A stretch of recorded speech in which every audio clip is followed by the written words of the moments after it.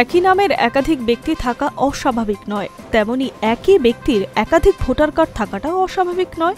তবে দ্বিতীয়টা বেআইনি এবং অনৈতিক। যদি কোনো ব্যক্তির নামে একাধিক ভোটার কার্ড রয়ে যায়, তাহলে যতক্ষণ না সেই ব্যক্তি স্বপ্রণোদিত হয়ে নিজের ডুপ্লিকেট কার্ডের কথা জানাচ্ছে, ততক্ষণ সেটা ধরা পড়া একটু কষ্টসাধ্য ছিল এতদিন।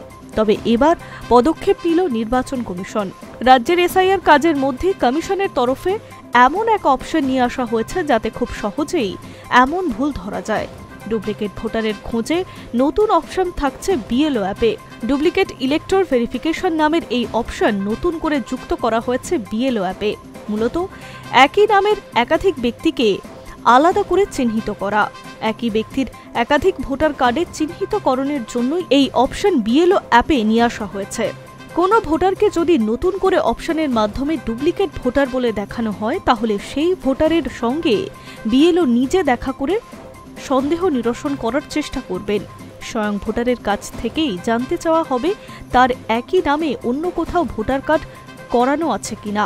ইচ্ছাকৃত বা অনিচ্ছাকৃত যদি অন্য কোথাও করানো কার্ড থেকে যায়, তাহলে সেই ভোটারকে সুযোগ দেওয়া হবে কোনো এক জায়গায় ভোটার তালিকা থেকে নাম মুছে দেওয়ার জন্য। এক্ষেত্রে সেই ভোটার তার নিজের ইচ্ছে মতো যে কোনো একটি জায়গায় নাম রেখে অন্য জায়গার নাম কাটানোর জন্য বিএলওর কাছে আবেদন করতে পারবেন এবং সেই আবেদনের ওপর ভিত্তি করেই কমিশন সিদ্ধান্ত নেবে। এক্ষেত্রে উক্ত ভোটার তার বর্তমান এপিক কার্ডের জেরক্স সহ আবেদন করবেন।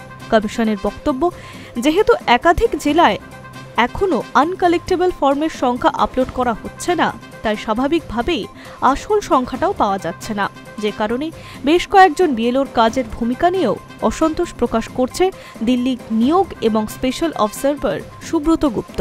তবে এসআইআরের এই নতুন নিয়ম বেশ কার্যকর বলে মনে করছে বিশেষজ্ঞ মহল। Hi News network.